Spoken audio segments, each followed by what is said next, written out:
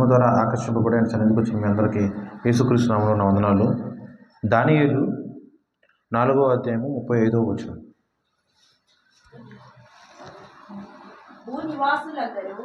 భూనివాసులందరూ ఆయన దృష్టికి ఎన్నికకు రానివారు.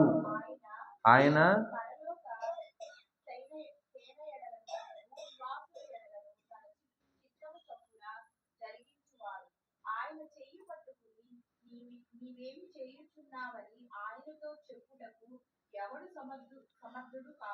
ఆయన చెయ్యి పట్టుకొని నీవేమి చేయుచున్నావని ఆయనతో చెప్పుటకు ఎవడును సమర్థుడు కాడు. చిన్న ప్రేయర్ చేసుకుని వాక్యం చూసుకుందాం. సైన్యములకు అధిపతి యెహోవా పరిశుద్ధుడు పరిశుద్ధుడు పరిశుద్ధుడు. గడ్డి పరకతో సైతం నువ్వు మాట్లాడించగలిగిన సమర్థవంతుడు ప్రభువా. నేనైతే గడ్డి కన్నా హీనంగా ఉన్నా, గాడిద కన్నా హీనంగా ఉన్నా, గాలి ఎగిరిపో ధూళి వంటి వాడను, దుమ్ము వంటి వాడను, పొట్టు వంటి వాడను. నీ యొక్క వాక్యము మేమందరము జ్ఞాపకం చేసుకొని చుండగా వినగలిగిన చెవులు గ్రహించే ఆత్మ ప్రతి ఒక్కరికి నువ్వే అనుగ్రహించి ప్రభువా. నీ ధర్మశాస్త్రమునందున్న నిగూఢమైన రహస్యములు తెలుసుకున్నటకు మా యొక్క మనోనేత్రాన్ని మీరే తెరవండి ప్రభువా. మా యొక్క అంతరంగ హృదయములను మీరే తాకి నీ వాక్యముతో నువ్వే మాతో సూటిగా స్పష్టముగా మాట్లాడమని యేసుక్రీస్తు నామమున ప్రార్థన చేయుచున్నాను తండ్రి, ఆమేన్. దానియేలు 4వ అధ్యాయము 35వ వచనము. ఇది పెన్నుంటే అండర్లైన్ చేసుకోండి, చాలా జాగ్రత్తగా చదవండి. భూనివాసులందరూ ఆయన దృష్టికి ఎన్నికకు రానివారు. ఆయన పరలోక సేన ఎడలను భూనివాసుల ఎడలను తన చిత్తము చొప్పున జరిగించువాడు. ఆయన చెయ్యి పట్టుకొని నీవేమి చేయుచున్నావని ఆయనతో చెప్పుటకు ఎవడునో సమర్థుడు కాడు. ఇది ఎవరి గురించి ఎవరు రాశారు ఈ వాక్యం? దానియేలు అను గ్రంథము ఎవరు రాశారు? దానియేలు గ్రంథం ఎవరు రాశారు? దానియేలు గారే రాస్తారు. దానియేలు గ్రంథం దానియేలు రాశారు. కానీ 4వ అధ్యాయంలో ఉన్న విశిష్టత చూడండి. 4వ అధ్యాయం మాత్రం దానియేలు గారు రాయలే. దానియేలు గ్రంథము రాసింది ప్రవక్త అగు దానియేలు గారు. కానీ దానియేలు గ్రంథంలో ఉన్న 4వ అధ్యాయము ఇప్పుడు మనం చదువుతున్న ఈ యొక్క మూలవాక్యము 4వ అధ్యాయం మొత్తం కూడా దానియేలు గారు రాసింది కాదు, కానీ దీంట్లో ఇంక్లూడ్ చేశారు.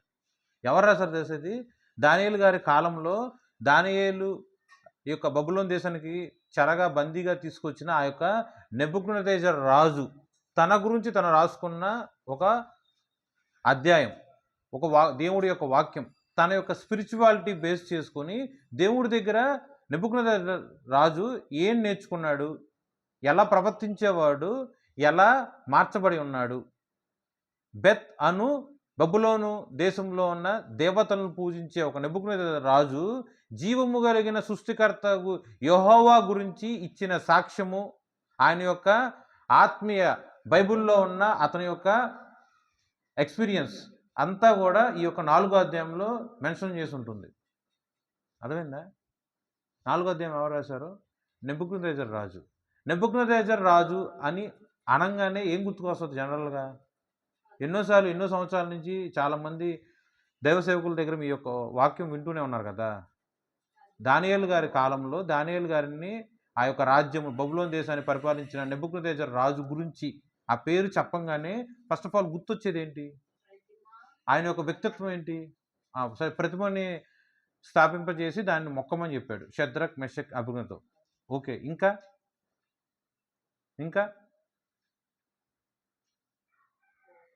ఇంకేం చేశారు ఆయన? ఆయన యొక్క క్యారెక్టర్ అంటే ఏంటి? ఆయన యొక్క బిహేవియర్ ఎలా ఉంటుంది? నా మాటే చల్లాలి, నా మాటే నగ్గాలి. ఇంకా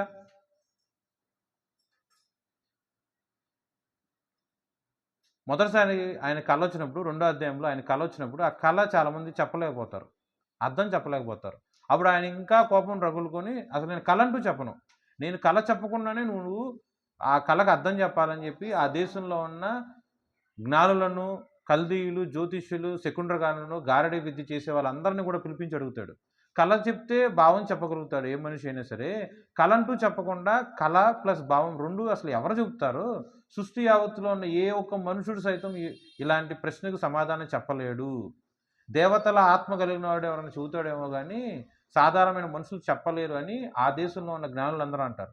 అప్పుడు ఆయనకేమొస్తది? కోపము బాగా రగులుకొని అందరిని చంపేసేయి అంటాడు. గర్విష్ఠుడు, కోపిష్ఠుడు. షద్రక్, మెషక్, అబేద్నెగో ఆ ముగ్గురు కూడా యవనస్తులు ఆ యొక్క ప్రతిమకు మేము మొక్కము, ఆ యొక్క విగ్రహానికి మేము మొక్కము అని, నువ్వు చంపితే చంపుకో, మా దేవుడు మమ్మల్ని రక్షింపగల సమర్థవంతుడు, ఒకవేళ రక్షించకపోయినా మరణాన్ని అయినా సరే మేము స్వీకరిస్తాం తప్ప ఆ యొక్క ప్రతిమకు, బంగారు ప్రతిమకు మేము మొక్కము అని షద్రక్, మెషక్, అబేద్నెగో రాజుని ఎదిరించి మాట్లాడినప్పుడు రాజుకి ఏమొస్తుంది? అత్యాగ్రహం వచ్చి వెమ్మటే ఆ యొక్క అగ్నిగుండంలో వేసేయమంటాడు. సో నెబుకద్నెజర్ గురించి మాట్లాడినప్పుడు ఫస్ట్ ఆఫ్ ఆల్ ఆయన ఒక బిహేవియర్, క్యారెక్టర్ ఎలా ఉంటుందంటే, ఒకటి గర్వం, రెండోది కోపం, మూడోది అత్యాగ్రహం. కోపం వేరు, ఇంకా కోపానికి మించింది ఇంకా అత్యాగ్రహం. ఈ 3 వస్తుంది ఆయన గురించి మాట్లాడితే. అలాంటి క్యారెక్టర్, ఎమోషన్స్ ఉన్న వ్యక్తి ఈ యొక్క 4వ అధ్యాయం రాయటం మాత్రమే కాకుండా పరిశుద్ధ గ్రంథంలో ఆ యొక్క అధ్యాయం మొత్తం కూడా విమర్చబడి ఉన్నది. అంటే ఏ కారణం లేకుండా అలా రాయరు కదా. ఏ కారణం లేకుండా ఒక అన్యుడును, ఒక విగ్రహారాధన చేసే ఒక వ్యక్తి యొక్క సాక్ష్యాన్ని ఈ యొక్క అధ్యాయంలో బైబిల్లో ఇంక్లూడ్ చేశారంటే ఆ యొక్క అధ్యాయం ఎంత గొప్పదో ఒకసారి ఆలోచించండి. 4వ అధ్యాయము మొదటి నుంచి చివరి వరకు మీ యొక్క దైనందిక జీవితంలో ఇవాళైనా సరే, ఎప్పుడైనా సరే జాగ్రత్తగా చదవండి. ఒక్కొక్క వచనం 1కి 10 సార్లు చదువుకోండి. చాలా గొప్ప గొప్ప అర్థాలు ఉంటాయి. మరి ముఖ్యంగా ఈరోజు వాక్యం ఏంటంటే చూడండి, ఆయన చెయ్యి పట్టుకొని నీవేమి చేయుచున్నావు అని ఎవరైనా సరే దేవుని అడగలరా? ఆయన చెయ్యి అంటే ఏంటి? ఆయన చెయ్యి అంటే మనిషి యొక్క చెయ్యి కాదు, సాక్షాత్తు దేవుడి యొక్క చెయ్యి. దేవుడి యొక్క చెయ్యి పట్టుకొని నువ్వేం చేయుచున్నావు అని ఎవరన్నా సరే దేవుణ్ణి ప్రశ్నించగల సమర్థవంతుడు ఒక్కడన్నా సృష్టిలో ఉన్నాడా? దేవుడు తన యొక్క చేతితో చేసింది ఏంటి? మనిషిని తప్ప మిగతా సృష్టి యావత్తులో ఉన్న ఎంత గొప్ప వండర్స్ అయినా సరే, ఆశ్చర్యములు, అద్భుతములు ఉన్నా సరే అవన్నీ కూడా నోటితో, జస్ట్ ఒక మాటతో ఆయన సృజించి ఉన్నాడు. కానీ మనిషిని మాత్రము తన యొక్క చేతులతో, తన యొక్క రూపముతో దేవుడు మనిషిని సృజించి ఉన్నాడు. మీకు ఎంత తెలిసిందే. దేవుడు ఒక కార్యం తలచి, దేవుడు ఒక చిత్తం చేయదలిచి, దేవుడు ఒక వ్యక్తి పట్ల ఒక సంకల్పము ఏర్పాటు చేసుకొని దాని ప్రకారం దేవుడు వెళ్తూ ఉన్నప్పుడు రెండో వ్యక్తి కానీ ఎవడన్నా వచ్చి దేవుడి యొక్క చేయి పట్టుకొని నువ్వు ఈ ప్లాన్ వద్దు, దేవుడికి సలహాలు ఇవ్వడం, నీకు ఈ చిత్తం వద్దు, నాకు ఈ మార్గం నాకు వద్దు, ఈ చిత్తం కాకుండా ఇదిగో మనిషిగా ఉన్న నా ఆలోచన ఇది, నా యొక్క సంకల్పం ఇది, నా ప్లానింగ్ ఇది, నా ప్రణాళిక ఇది, దీని ప్రకారం నువ్వు జరిగించు అని దేవుడికి ఎవరన్నా సరే ఒక సలహా, ఒక మాట ఇవ్వగలిగిన సమర్థవంతుడు ఒక్కడంటే ఒకడు ఉన్నాడా? ఎవరన్నా? ఈ వాక్యం అదే మాట్లాడుతుంది. దేవుడు ఒక ఎన్నిక, ఒక ప్రణాళిక, ఒక ఏర్పాటు, ఒక చిత్తము ఒక విశ్వాసి పట్ల కలిగి ఉంటాడు. ఓకే, విశ్వాసి పట్ల కలిగి ఉంటాడు.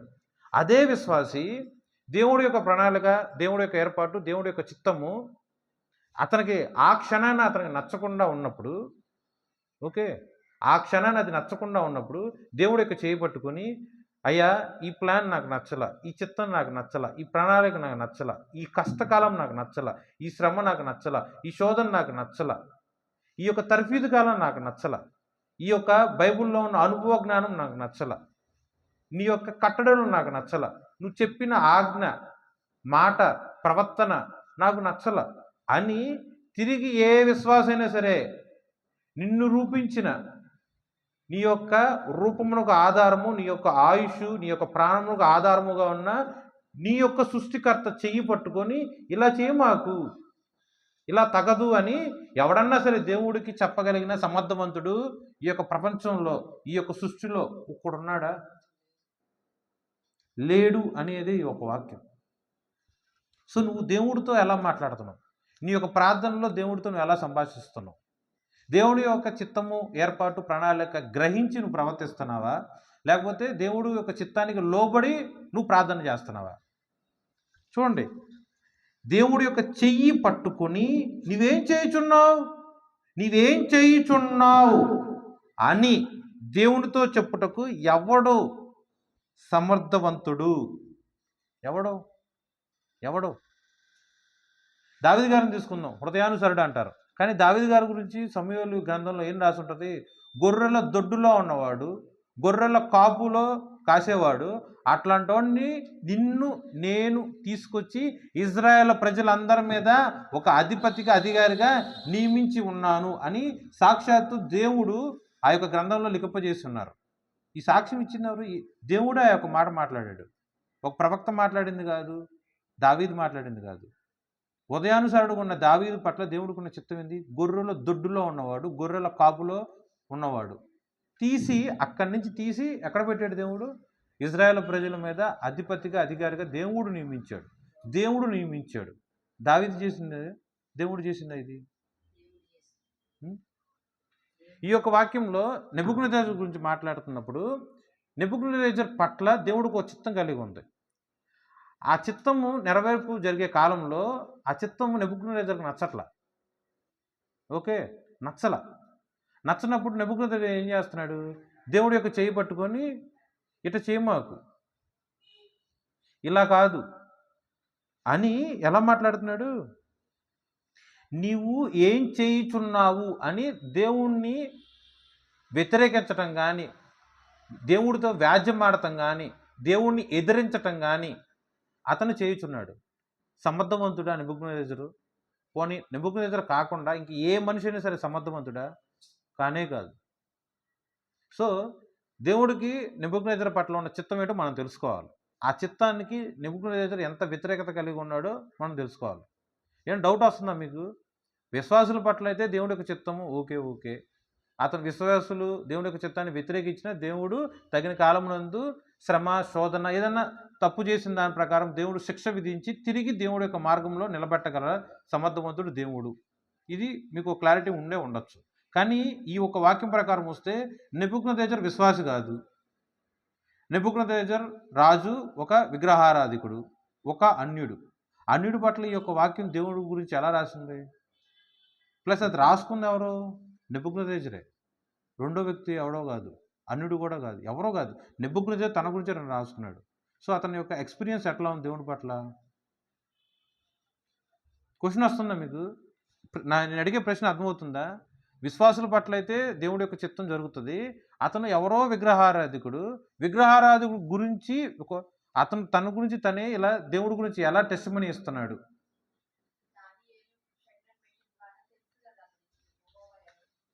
చూడండి, దానియేలు 1వ అధ్యాయము 2వ వచనం. అలెగ్జాండర్ రాజు ఈ యొక్క ప్రపంచంలో ఆల్మోస్ట్ అన్ని దేశాల్లో గెలిచి ఉన్నాడు. అప్పుడు అతను ఏమనుకుంటాడు? నేను ఈ యొక్క ప్రపంచంలో ఉన్న అన్ని దేశాల మీద దండెత్తి అన్ని దేశాలను ఓడించి రాజుగా నేను నియమితులుగా ఉన్నాను అని అలెగ్జాండర్ అనుకుంటాడు. అవునా కదా? ఈ ఒక ఊరిలో ప్రెసిడెంట్ ఉన్నాడు, అతను ఏమనుకుంటాడు? ఈ ఊరికి హెడ్ ఎవరంటే నేనే. ప్రైమ్ మినిస్టర్ ఏమనుకుంటాడు? ఈ దేశానికి హెడ్ ఎవరంటే నేనే. ఏం చేశారు అంటే ఇదిగో నేను ఇది పలానా చేశా, నేను అది చేశా అని అనుకుంటారు. అట్లాగే నెబుకద్నెజరు రాజు గురించి ఈ యొక్క 1వ అధ్యాయంలో 2వ వచనం చూడండి. శక్తి కొలతే చదవండి. ప్రభువు యూదా రాజుకు యెహోయాకీమును దేవుని మందిరములోని శేషించిన ఉపకరములను ఆ రాజు చేతికి అప్పగించెను గనుక అతడు ఆ వస్తువులను షీనారు దేశములోని తన దేవతాలయములకు తీసుకొని పోయి తన దేవతల ఆలయపు బొక్కసములో ఉంచెను. 1వ అధ్యాయంలో 2వ వచనం. ఓకే, చదివారు కదా? నా ప్రశ్న చూడండి, నెబుకద్నెజరు రాజుకి ఉపకరములు ఇచ్చినవాడు ఎవరండి? యెహోయాకీము. నెబుకద్నెజరు రాజుకి ఉపకరములు ఇచ్చిన వాళ్ళు ఎవరు?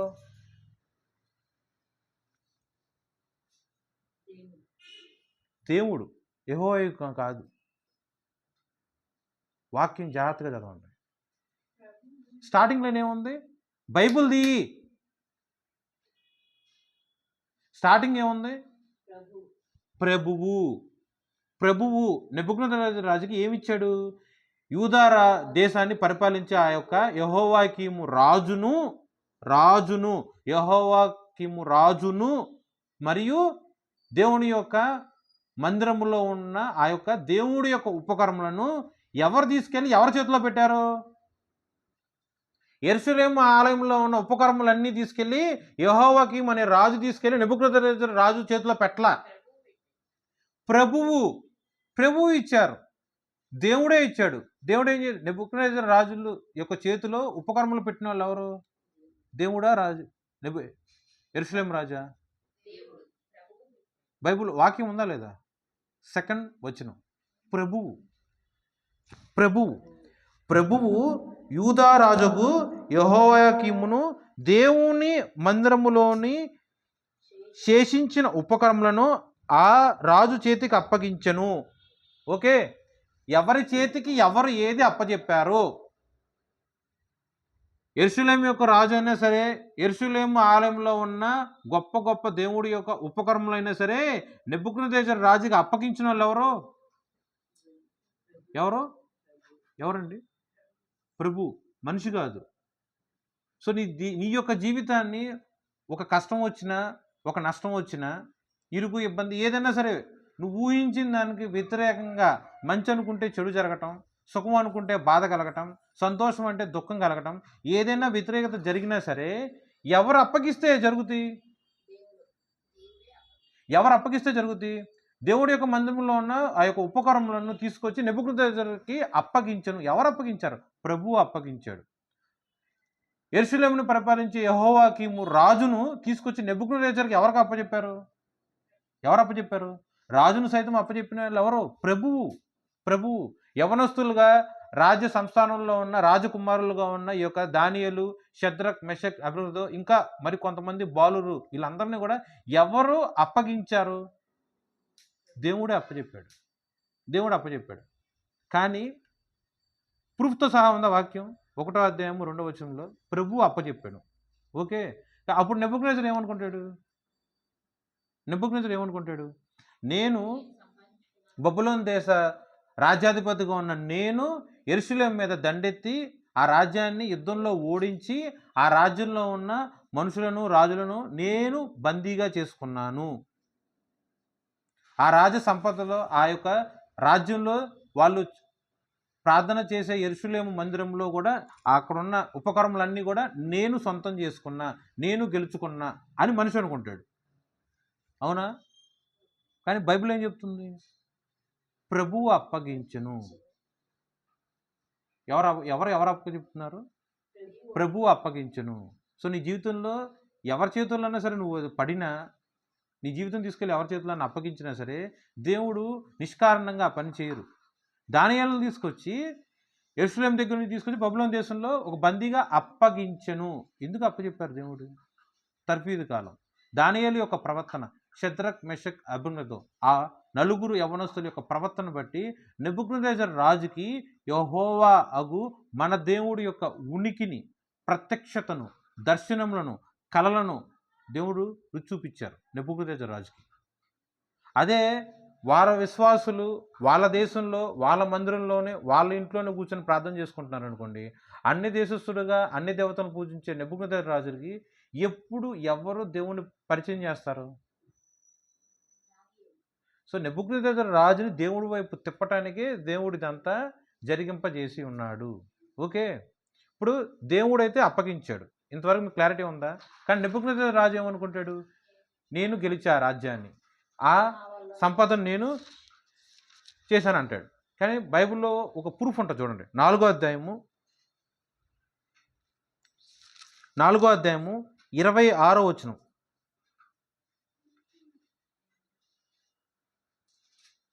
26వ వచనంలో మధ్యలో నుంచి చదువుతా చూడండి.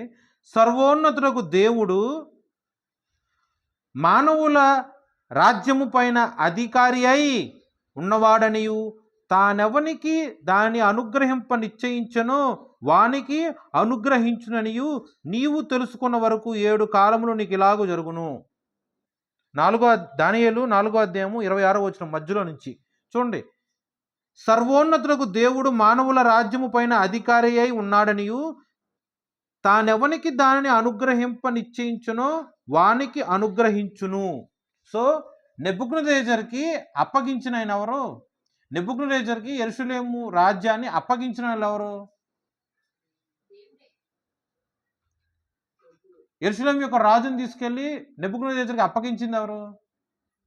ప్రపంచం మొత్తంలో కూడా ఆ యొక్క బబులోన్ దేశము అంత గొప్పగా ఉన్నతమైన ప్రభావముగా ఉన్న ఆ యొక్క దేశానికి ఆ ఘనతనిచ్చింది ఎవరు? అన్యుడిగా నెబుకద్నెజరు. అయినా సరే ఆయన్ని రాజుగా నియమించింది ఎవరు?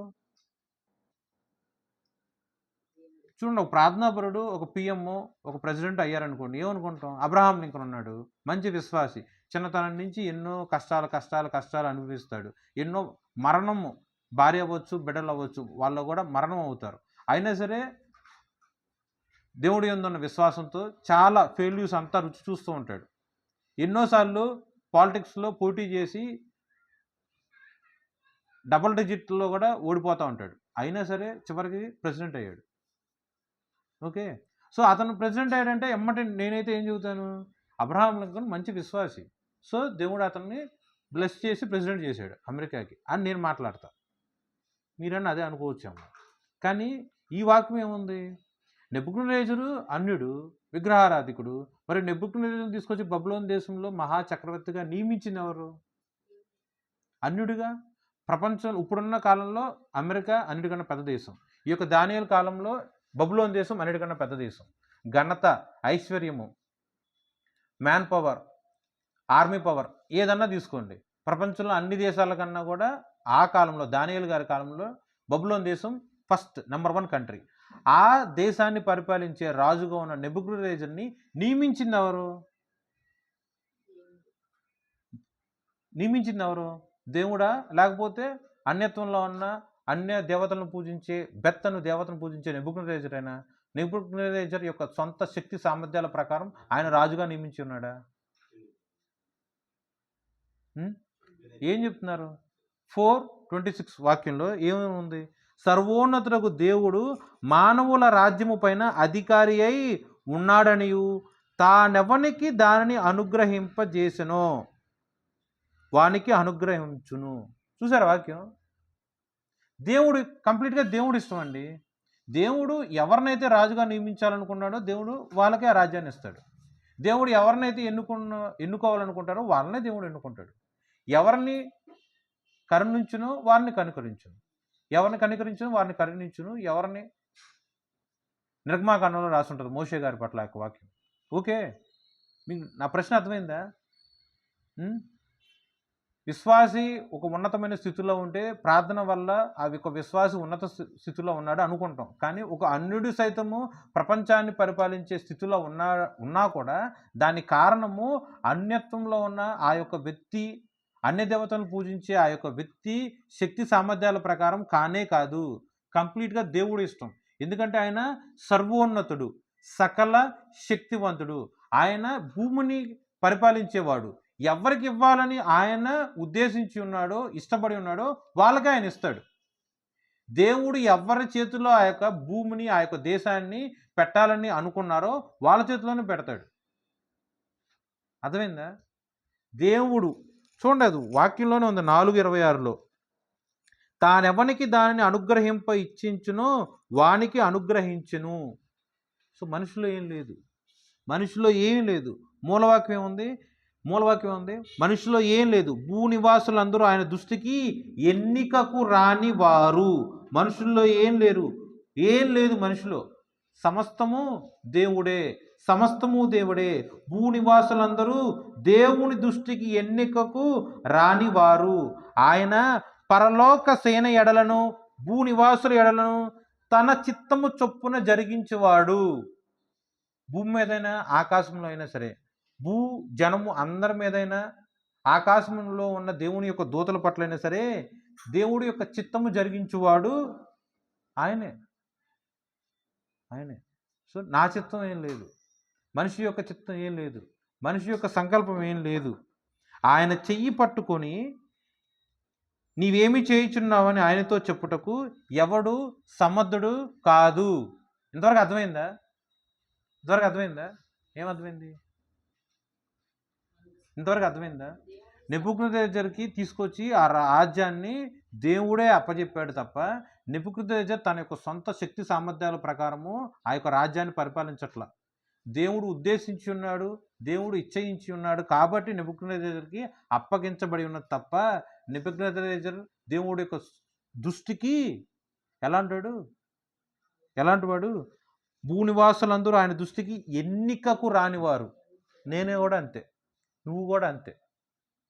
ఓకే, ఏ మనిషి అయినా సరే దేవుడి యొక్క దృష్టికి ఎన్నికకు రానివారు. చాలా కామన్, చిన్న ఉదాహరణ అండి. మనందరం మనుషులంగా నడుస్తూ వెళ్తాం, రోడ్డు మీద చిన్న చెమలు కనిపిస్తాయి. నీ చూపు ఎలా ఉంటుంది? చెమలేగా. మీకు కన్సిడర్ చేస్తారు చెమల్ని? తొక్కపోవడం గురించి నేను మాట్లాడతల్లా. నీ బలం పట్ల చీమల బలం పట్ల కంపేర్ చేసుకున్నావు అనుకోండి, నువ్వు కన్సిడర్ చేస్తావా? నీ యొక్క ప్లానింగ్ చీమల ప్లానింగ్ నువ్వు కంపేర్ చేసుకుంటావా? ఏదైనా సరే చీమలేగా. నీ దృష్టికి ఎన్నికకు రావు. చిన్న జీవి. అధికారంలో ఉన్న గొప్ప గొప్ప వ్యక్తులు కామన్ మ్యాన్ ఎలా చూస్తారో ఎన్నికకు తీసుకోరు. ధనవంతుడు భేదవాన్ని ఎలా తీసుకుంటాడు? ఎన్నికకు తీసుకోడు. ఓకే, ఇలా మనుషుల పట్ల ఇలా ఉన్నప్పుడు, మనుషులకి జంతువులకి లేకపోతే నోరు లేని ప్రాణుల పట్ల ఇలా ప్రవర్తిస్తున్నప్పుడు సృష్టికర్త అన్ని అధికారాల కన్నా గొప్ప అధికారం కలిగినాడు, అన్ని సంపదల కన్నా సరే గొప్ప సంపద కలిగినాడు. నీకున్న కాస్తో కోస్తో బంగారాన్ని బట్టి నేను అతిశయపడుతున్నా, కానీ అంత బంగారము, అంత వెండి, సకల విధమైన ఆస్తి ఆయన దగ్గర ఉంది. సృష్టి యావత్తు నోటి వాక్కు ద్వారా సృజించున్నాడు. సృష్టి యావత్తులో ఉన్న ప్రతిదీ దేవుడి యొక్క ఉనికిని, మహిమను ప్రచురము చేయుచున్నవి. సో నువ్వైనా నేనైనా ఆయన ఎన్నికి రాము. ఏ పాఠాల్లో మనం సమస్తము ఆయన కృప చొప్పున, సమస్తము దేవుడి యొక్క చిత్తము చొప్పున ఆయన జరిగిస్తూ వెళ్తున్నాడు. ఆయన చిత్తానికి లోబడి నేనైనా బ్రతకాల్సిందే, ఆయన చిత్తానికి లోబడి నువ్వన్నా బ్రతకాల్సిందే, ఆయన చిత్తానికి లోబడి సృష్టి యావత్తులో ఉన్న ప్రతి ఒక్క మనిషి బ్రతకాల్సిందే. ఆయన చిత్తాన్ని ఎదిరించి ఆయన యొక్క చేతి పనులుగా ఉన్న మనము ఆయన చెయ్యి పట్టుకొని నువ్వేం చేస్తున్నావు, నాకు ఇది నచ్చట్లా, ఇలా జరిగించు, మాకు నా ఉద్దేశం ప్రకారమే నువ్వు జరిగించు అని తిరిగి దేవుడికి సలహా ఇచ్చే, దేవుడితో వ్యాజ్యమాడే పద్ధతి మంచిది కాదు. ఏ పాటాడు మనిషిని ఏ పాటివాడు? పురుగు వంటి యాకోబు, గడ్డి పరక వంటి యాకోబు. ఏ పాటాడు? సో నీ యొక్క ప్రవర్తన ఎలా ఉందో ఆలోచన చేసుకోసారి. నువ్వు ఎప్పుడైనా సరే దేవుడికి సలహాలు ఇచ్చేటట్టున్నావా? దేవుడి యొక్క చిత్తానికి లోబడేటట్టున్నావా? దేవుడి యొక్క ప్రణాళికకి లోబడి ఆ ప్రణాళిక ప్రకారము, దేవుడి యొక్క మార్గం ప్రకారము నువ్వు ప్రవర్తించి నడుచుకుంటూ వెళ్ళేవాళ్ళలాగా ఉన్నావా? కాదు, నా మార్గంలో నేను వెళ్తా, నాకు నచ్చినట్టు నేను చేసుకుంటా పోతా అన్నట్టు నువ్వు ఉన్నావా? నెబుకద్నెజరు కూడా ఈ యొక్క కళ వచ్చినప్పుడు దానియేలు గారిని పిలిపించటం, ఆ యొక్క కళ చెప్పటం మొత్తం జరుగుతుంది. దానియేలు గారు చూడండి, ఆ కళ చెప్పంగానే దానియేలు ఫస్ట్ ఆఫ్ ఆల్ షాక్ అయ్యి ఒక గంట పాటు, ఇది వాక్యంలోనే ఉంటుంది, కల్పితం కూడా కాదు, ఒక గంట పాటు మౌనంగా ఉంటాడు దానియేలు. బెల్షాజర్, నువ్వేంది మౌనంగా ఉన్నావు? ఒకవేళ కళలో అంత వ్యతిరేకత ఉందా?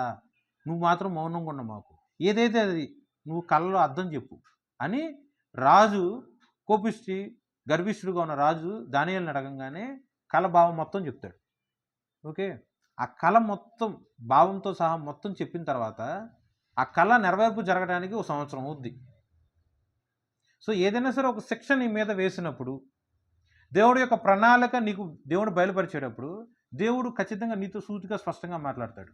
కళ ద్వారా మాట్లాడచ్చు, దర్శనం ద్వారా మాట్లాడచ్చు, వేరే వ్యక్తి అంటే దానియేలు గారి ద్వారా ఎలా అయితే నెబుకద్నెజరుకు తెలియబడిందో, అంటే నీకు వచ్చిన వర్తమానం నువ్వు గ్రహింపలేని స్థితిలో ఉన్నప్పుడు నీకన్నా ఉన్నతమైన ప్రవక్తలుగా దేవుడి యొక్క అభిషేకం పొందుకున్న దైవజనుల ద్వారా ఏదో ఒక వర్తమానం నీకు తెలియబడుతుంది.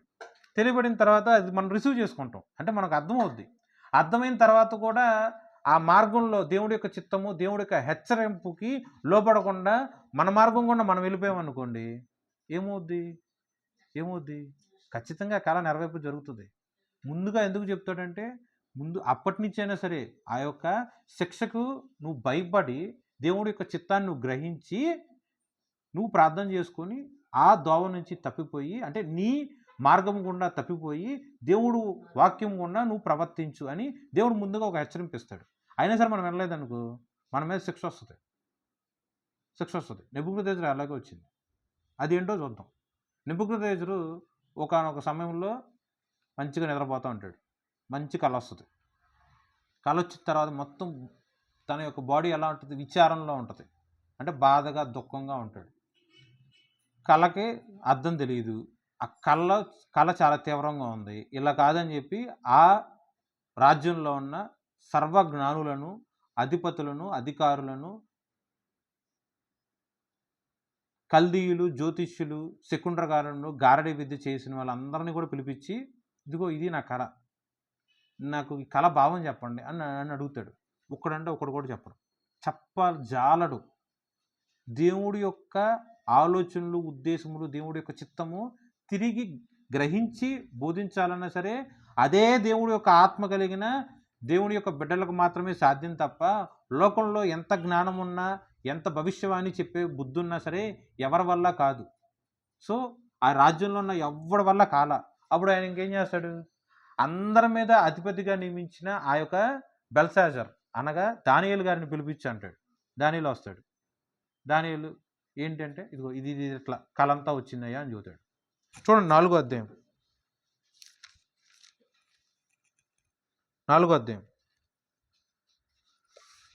కలంతా వచ్చిందంటారు. కళ వచ్చిన తర్వాత 19వ వచనం. అందుకు బెల్షాజరును దానియేలు ఒక గంట సేపు అతి విస్మయము నొంది మనస్సునందు కలవరపడగా. చూడండి, ఆ కళ రాజు నెబుకద్నెజరు దానియేలు గారికి చెప్పినప్పుడు దానియేలు గారి యొక్క బిహేవియర్ ఎలా ఉంది, ఒక 1 అవర్ పాటు రాజు యొక్క సమ్ముఖంలో దానియేలు సైలెంట్గా ఉన్నాడు. ఒక 1 అవర్ పాటు రాజు యొక్క సమ్ముఖంలో దానియేలు సైలెంట్గా ఉన్నాడు. ఎలా సైలెంట్గా ఉన్నాడు, అతి విస్మయం ఉంది మనస్సునందు కలవరపడ్డాడు. ఎందుకు కలవరపడ్డాడు మనసునందు? కళంతా గొప్పగాను మంచి అర్థము అలాగే హెచ్చరింపుతో కూడిన కళది. బెల్షాజరు దానియేలు అతి విస్మయం ఉంది. తన గురించి వచ్చింది కళ కాదుగా, తన గురించి వచ్చింది మాట కాదుగా, రాజుకే వచ్చింది కళ, రాజు యొక్క జీవితం గురించే వచ్చింది కళ. తిరిగి అర్థం చెప్పడానికి కూడా ఆయన ఎలా అయ్యారు, విస్మయం, ఆశ్చర్యం, అతి విస్మయం, ఎంతగానో ఆశ్చర్యపడ్డాడు, కలవరపడ్డాడు. రాజు యొక్క జీవితం గురించి కలవరపడ్డాడు.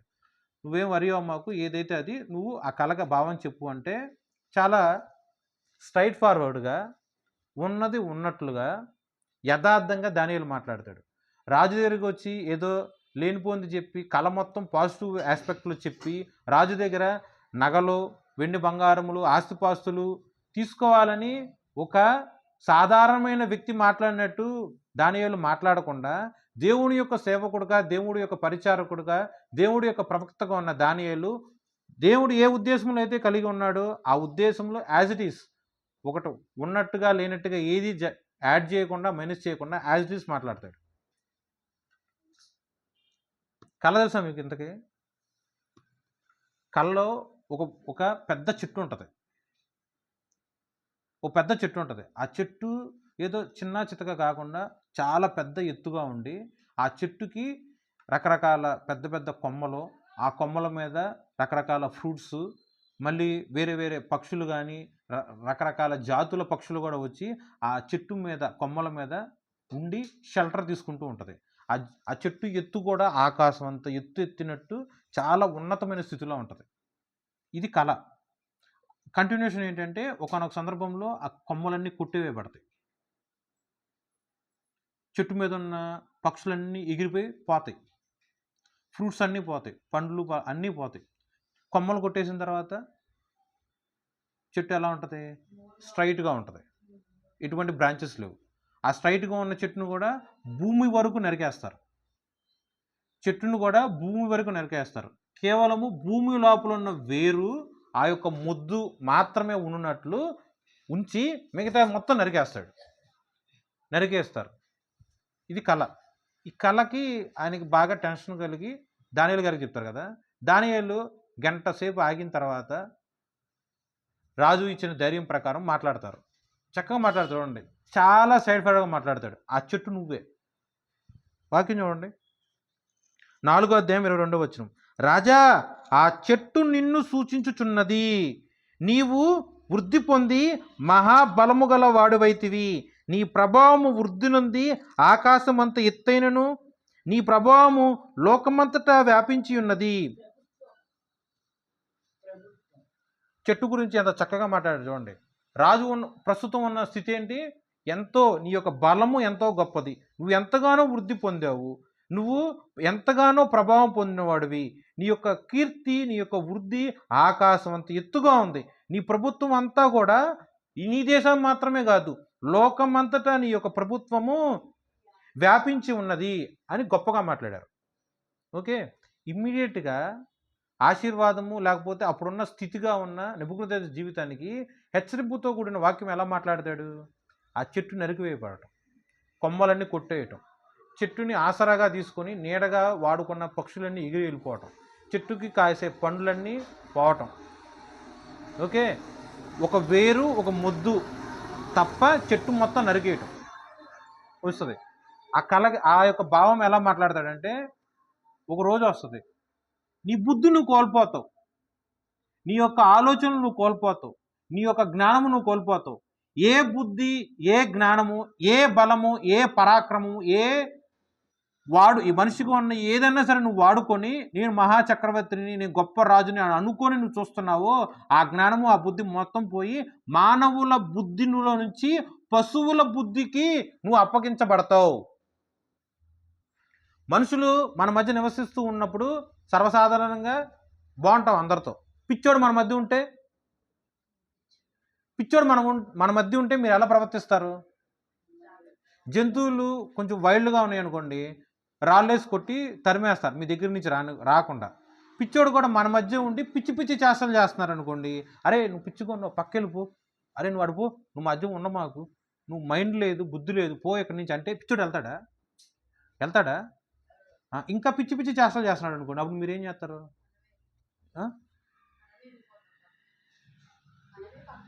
మనం పక్కకి వెళ్తాం. మనం పక్కకి వెళ్ళినా సరే ఇంకా ఎమ్మటబడి ఇంకా ఇబ్బంది పెడుతున్నప్పుడు ఏం చేస్తారు? లోకంలో ఏం చేస్తారు చెప్పండి? జనరల్గా పిచ్చోడు అలా వ్యతిరేకత కలిగి మన మట్టు ప్రవర్తిస్తే అతన్ని రాళ్ళతో అయినా సరే ఏదైనా సరే కొట్టడం కానీ బెదిరించడం కానీ చేసి, లేకపోతే ఊరిలో నుంచి తరిమేయటం చేస్తారు. అవునా కదా? నెబుకద్నెజరు రాజుగా అదే జరుగుతుంది.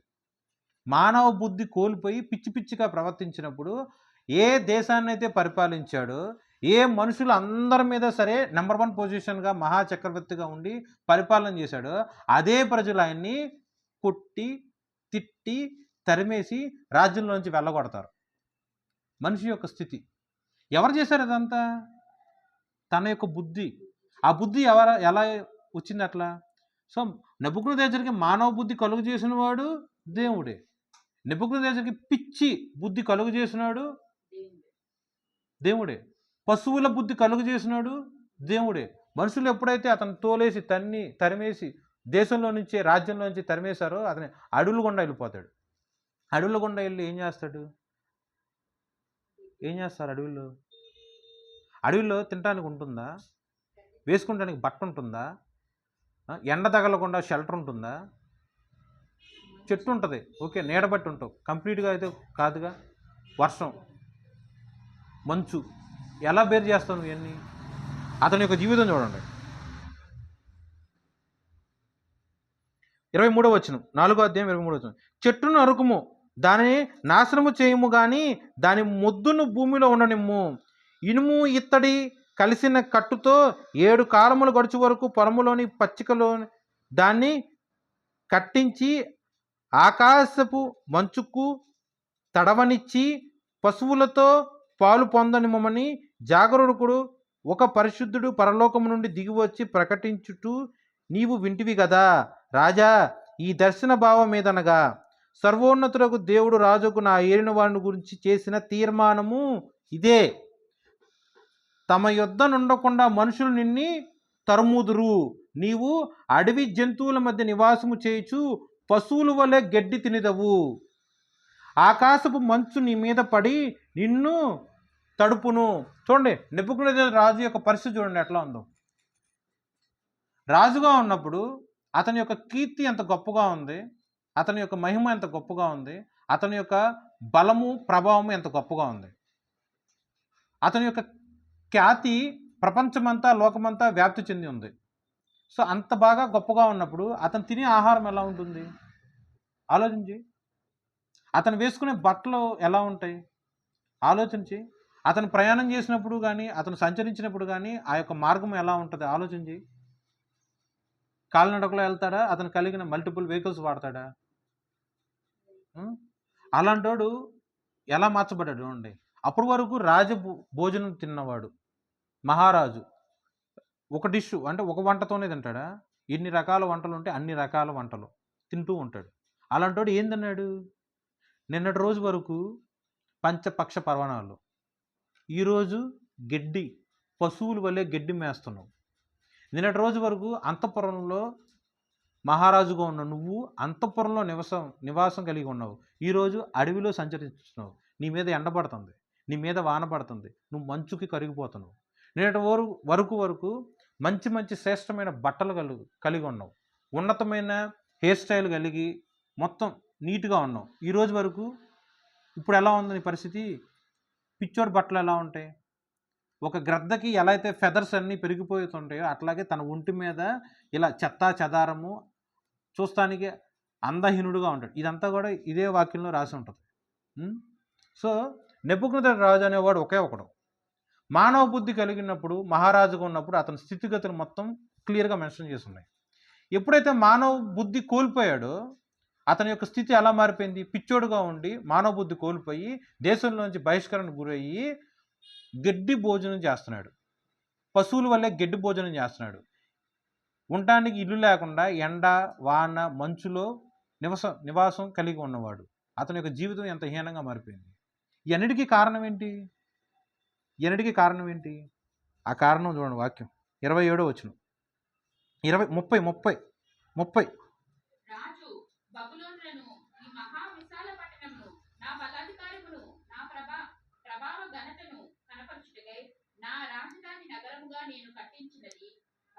చాలండి, 30వ వచనం అండర్లైన్ చేసుకోండి. దాంట్లో నా నా నా నా అని అన్న పదం ఎన్నిసార్లు రాసుంది?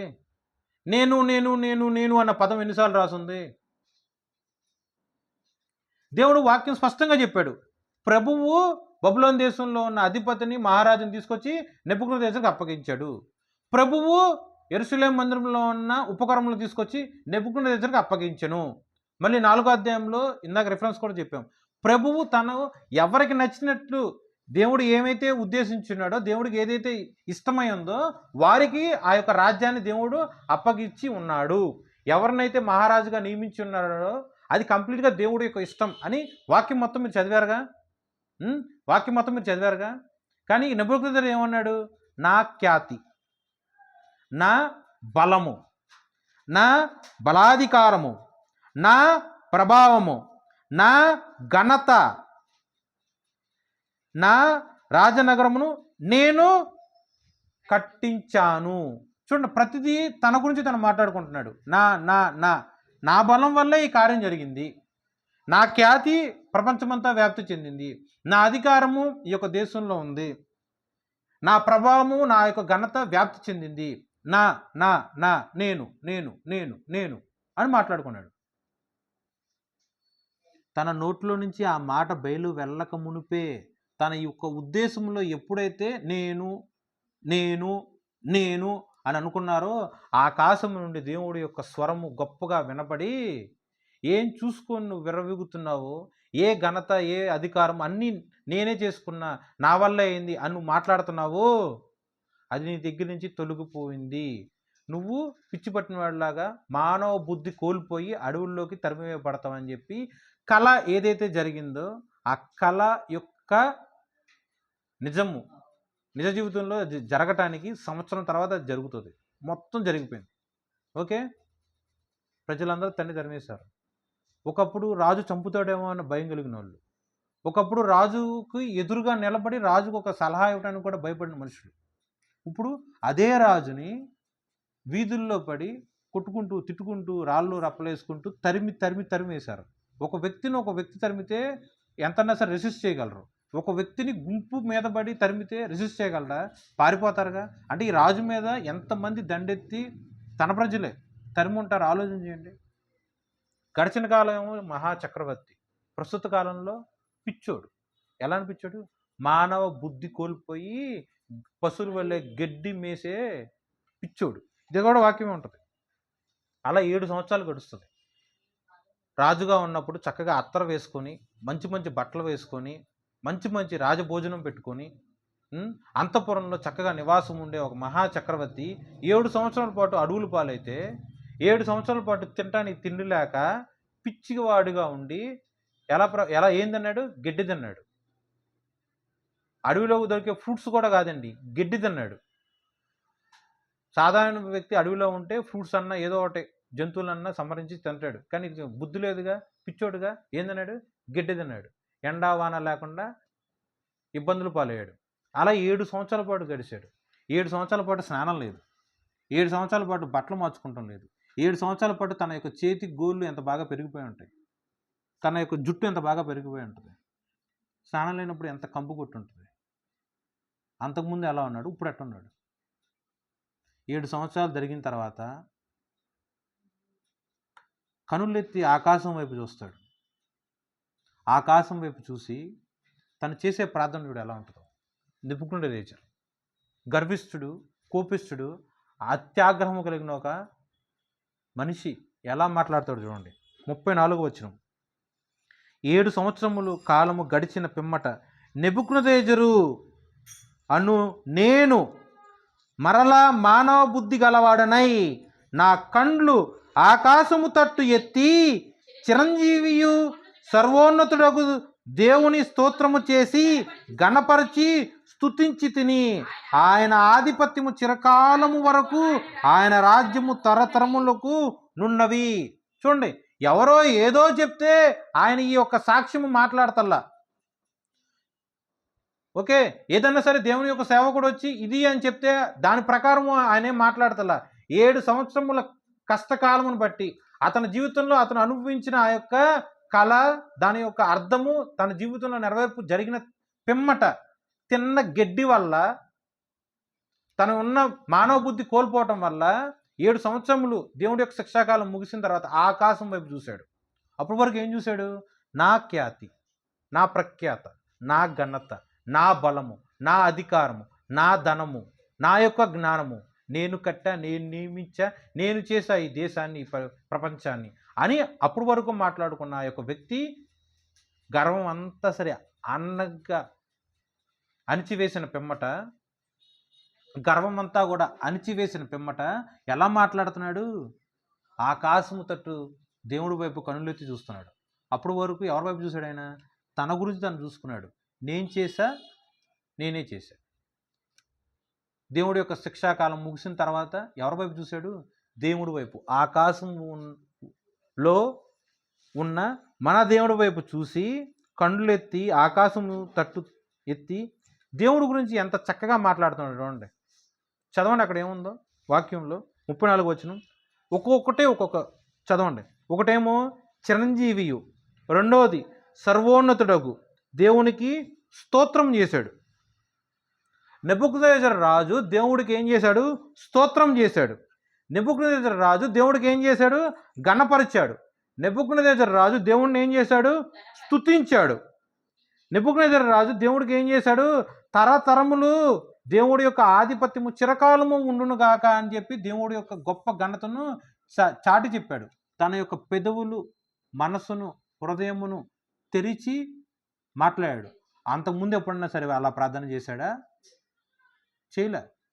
అంతకుముందు ఎప్పుడైనా సరే అలా మోకాళ్ళు ఊని దేవునికి ప్రార్థన చేశాడా? దేవుడి గురించి మాట్లాడా?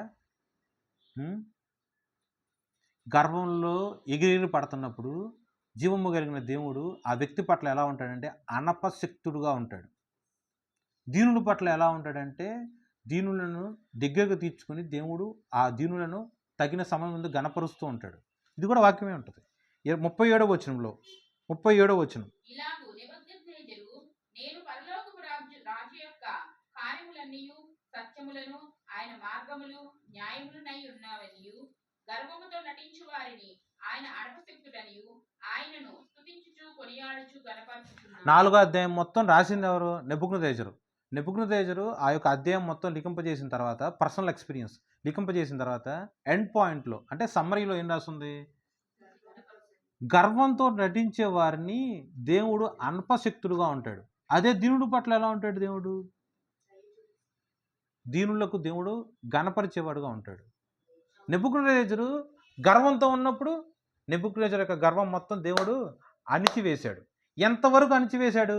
చెట్టును ఎక్కడి వరకు నరికారండి? చెట్టు భూమి మీద కనిపించేటట్టు నరికారా? కాదు, చెట్టు చావకుండా ఉన్నట్లు వేళ్ళు ముద్దు మాత్రమే ఉంచి భూమి పై వరకు నరికేశారు. కొమ్మలు లేవు, అప్పటి వరకు ఉన్న నీడ లేదు, అప్పటి వరకు ఉన్న ఫ్రూట్స్ లేవు, ఆ చెట్టును ఆధారం చేసుకొని బ్రతికే పక్షులు లేవు, అన్నీ వెళ్ళిపోయినాయి. ఎక్కడి వరకు ఉన్నారు? భూమి వరకు నరికేశారు. ఎంతవరకు? సో గర్వంతో నెబుకద్నెజరు కొట్టి మిట్టాడు అనుకోండి, దేవుడు ఎంతవరకు అణిచేస్తాడు అతన్ని? ఎంతవరకు? ఆ స్థితిలో నేను ఉన్నాను అనుకుందాం.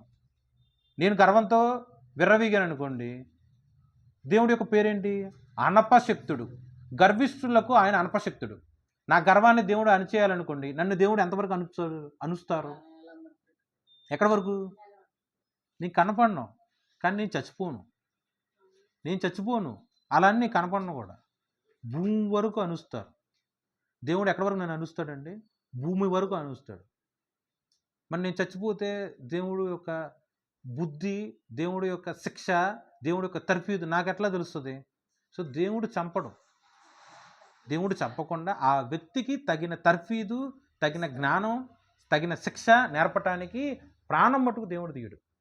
ఓకే, సో దానికి సింబాలికల్గా ఫామ్ ఏంటి? అర్థం ఏంటి? ఆ వేరును ఆ ముద్దును దేవుడు అలాగే ఉంచాడు, భూమి వరకు నరికేశాడు. నేను గర్వంతో ఎగిరెగిరి పడితే దేవుడు నా పట్ల ఎలా ఉంటాడు? అనపశక్తుడుగా ఉంటాడు. నా గర్వం అంతా అణిచేసిన తర్వాత నెబుకద్నెజరు రాజు అయితే 7 సంవత్సరాల పాటు అన్నం లేదు, వాటర్ లేదు, గడ్డి పశువుల వలె గడ్డి తిని బ్రతికాడు. నివాసం లేదు, ఎలా పడితే అలా ఉన్నాడు. మరి నేను నా గర్వం వల్ల నేను ఏం కోల్పోతానేమో? తినటానికి తిండి ఉంటుందో ఉండదో, పిచ్చోడుగా ఉంటానో లేను, నేను ఎలా ఉంటాను? దేవుడు నా పట్ల ఎలా తర్ఫీదిస్తాడు ఇన్ కేసు నేను గర్వంగా ఉంటే? ఆయనైతే 7 సంవత్సరాలు శిక్ష పొందాడు, నేను ఎన్ని సంవత్సరాలు పొందుతాను? గర్విష్ఠులు దీనులుగా మార్చడానికి నెబుకద్నెజరు రాజుకి అయితే 7 సంవత్సరాల కాలం పట్టింది. నాకు ఎన్ని సంవత్సరాలు పడుతుందో నాకైతే తెలియదు. అవిశ్వాసులుగా ఉన్న మనమైనా సరే గర్వంతో ఎగిరెగిరి పడుతుంటే, గర్వంతో నువ్వు ఎగిరి పడుతున్నావు కాబట్టి, గర్విష్ఠుడుగా ఉన్న దేవుడు నిన్ను ఎలా మార్చాలని ఉద్దేశించున్నారు? దీనులుగా మార్చాలని ఉద్దేశించున్నారు. ఆ యొక్క తర్ఫీదు కాలం 7 సంవత్సరాలు పట్టచ్చు, 1 సంవత్సరం పట్టచ్చు, 10 పట్టచ్చు, 20, 30 కూడా పట్టచ్చు. మనకు తెలియదు, దేవుడి యొక్క చిత్తం అది. అంతవరకు నువ్వు ఓర్చుకోగలవా? తిండి లేకుండా గడ్డి మేయగలవా? అంతవరకు నువ్వు ఓర్చుకోగలవా? వస్త్రములు లేకుండా చినిగిపోయిన బట్టలతో, పెరిగిపోయిన గోళ్ళతో, అందహీనంగా జుట్టు పెరిగిపోయి, అన్నిటికన్నా హైలైట్ ఏంటంటే మానవ బుద్ధి కోల్పోవటం.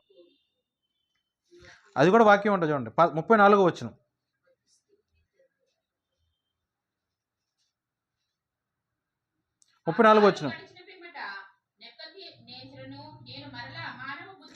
కాదు, సరిగ్గా చదవండి, ఒక్క నిమిషం ఆగండి. 34వ వచనంలో సరిగ్గా చదవండి. నెబుకద్నెజరు అను నేను, నా గురించి నేనే మాట్లాడుకుంటున్నా. నెబుకద్నెజరు అను నేను మరలా మానవ బుద్ధి గలవాడనై. ఓకే, దేవుడు నీ యొక్క గర్వాన్ని మొత్తం అణిచేసిన తర్వాత నువ్వు నేల మట్టికి సాష్టాంగపడి అప్పుడు అణిచివేయబడిన పిమ్మట, అనపశక్తుడుగా ఉన్న దేవుడి యొక్క శక్తి సామర్థ్యాలు నువ్వు రుచి చూసిన పిమ్మట ఆకాశం వైపు నువ్వు కనులెత్తి చూసి, దేవుడే చిరంజీవి, దేవుడే స్తుతింపబడును గాక, నేను కాదు దేవుడి యొక్క ఖ్యాతి, నేను కాదు తరతరములు యుగములు దేవుడి యొక్క సామర్థ్యత ప్రకారమే జరుగుతున్నది, నా అధికారము కాదు, సర్వాధికారము దేవుడే, రాజ్యములు ఏలువాడు ఆయనే, రాజ్యములు పరిపాలించువాడు ఆయనే, రాజ్య అధికారము ఎవరికి ఇవ్వాలని ఉద్దేశించున్నాడో అది దేవుడి చిత్తమైనది తప్ప నేను కాదు అని మరలా నా మానవ బుద్ధి నేను స్వతంత్రించుకున్న పిమ్మట దేవుడు నాకు అంతకు ముందున్న ఘనత కన్నా సరే ఇప్పుడు నన్ను ఇంకా ఎక్కువ ఆధిక్యత ఘనత అనుగ్రహింపజేశాడు. అది కూడా వాక్యంలో రాసి ఉంటుంది చూడండి, 36వ వచనంలో రాసి ఉంటుంది.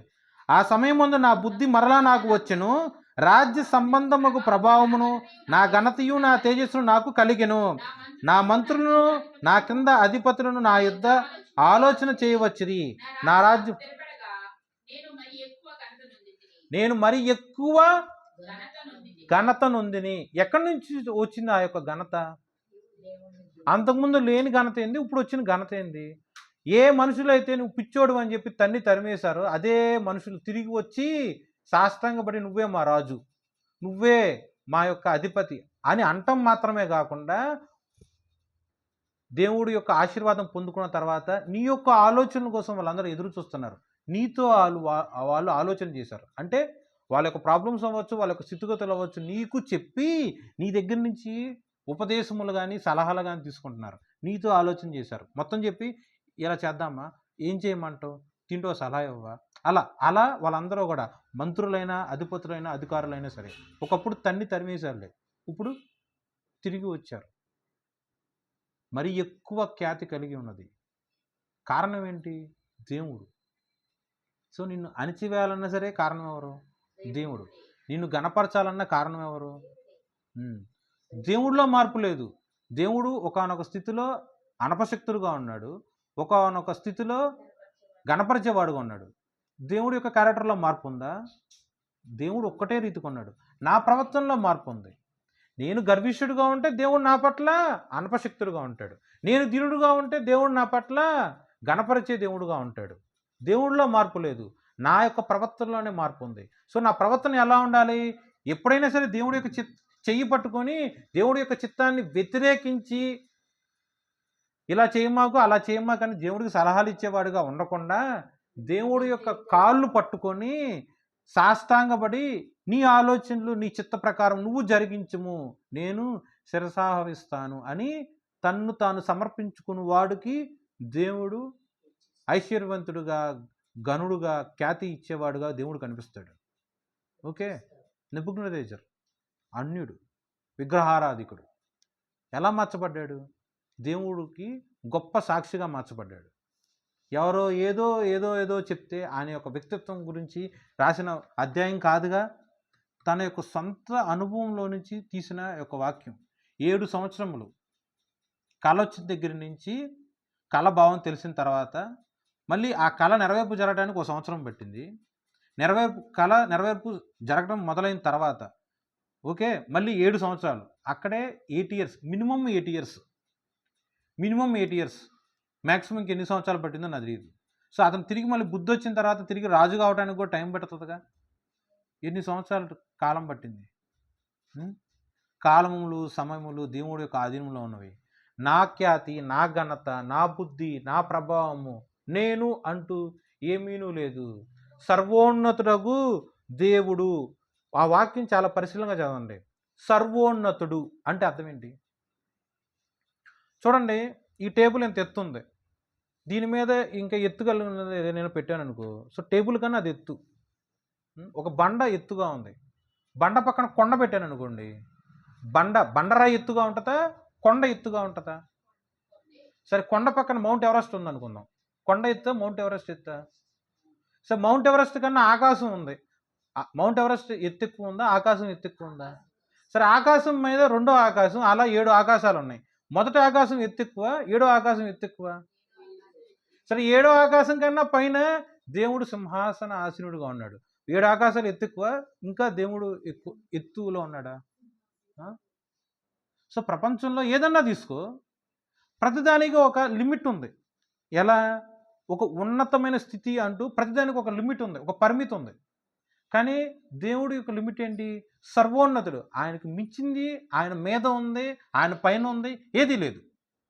అన్నిటికన్నా ఎత్తు ఆయనే, అన్నిటికన్నా ఉత్తమం ఆయనదే, అన్నిటికన్నా ఘనత ఆయనదే, అన్నిటికన్నా ఖ్యాతి ఆయనదే. ఓకే, ఏమర్థమైంది? సర్వోన్నతుడు. సో నువ్వు పూజించే దేవుడు ఎంత శక్తివంతుడు, నువ్వు ప్రార్థన చేసే దేవుడు ఎంత శక్తివంతుడు. ఒక రాజ్యాన్ని ఒక రాజుకి అప్పచెప్పాలన్నా సరే దేవుడి యొక్క చిత్తంలో ఉంది. అన్యులను తీసుకొచ్చి రాజ్య అధిపతిగా నియమించాలన్నా సరే దేవుడి యొక్క చిత్తంలో ఉంది.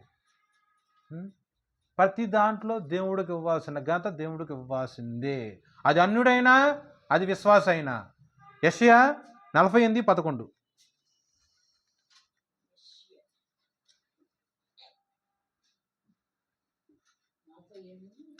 యెషయా 48:11 లాస్ట్ లైన్. నా నామము అపవిత్రపరచబడనేలా నా మహిమను మరి ఎవరికి నేను ఇచ్చువాడను కాను. యెషయా 48:11 లాస్ట్ లైన్. నా మహిమను మరి ఎవరికి నేను ఇచ్చువాడను కాను.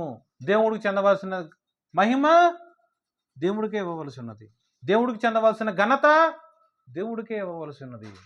అధిపతి అయిన, మహాచక్రవర్తి అయిన, గొప్ప ఖ్యాతి చెందిన లోకంలో ఉన్న ఏ అధికారుడైనా, ఎంత ఉన్నతమైన స్థితిలో ఉన్న మనిషి అయినా సరే, సర్వోన్నతులకు దేవుడికి చెందవలసిన మహిమ సర్వోన్నతులకు దేవుడికి చెందవలసినదే. మనిషిలో ఏమీ లేదు. మనుషులందరూ ఎన్నికకు లేనివారు. తరతరములు యుగయుగములు దేవుడికే సమస్తమైన ఖ్యాతి ఘనత కలుగునుగాక.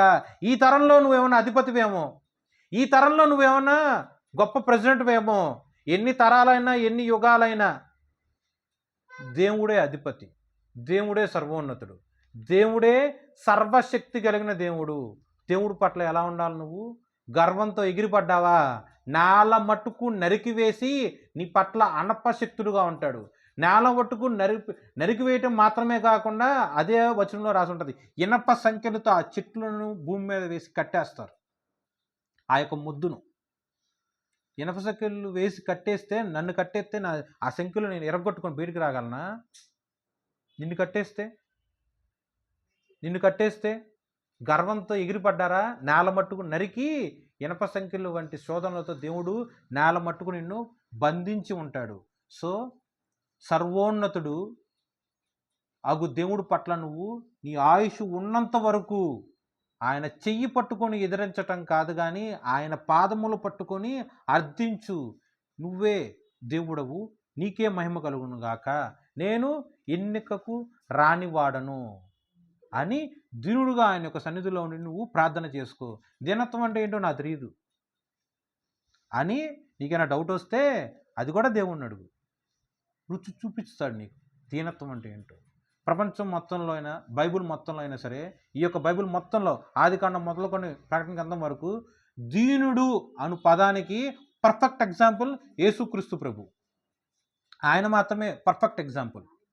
తండ్రి యొక్క చిత్తము నెరవేర్పు జరుగుటకు భూమిలో ఉన్న అందరి పట్ల కాదు, కేవలము తండ్రి యొక్క చిత్తం నెరవేర్చుటకు దీనుడుగా ఉండి తండ్రి యెహోవా యొక్క చిత్తాన్ని ఆయన నెరవేర్చాడు. సో దీనుడు అను పదానికి అర్థం తెలియాలంటే యేసుక్రీస్తు యొక్క ప్రవర్తనే దీనత్వంతో కూడిన ప్రవర్తన.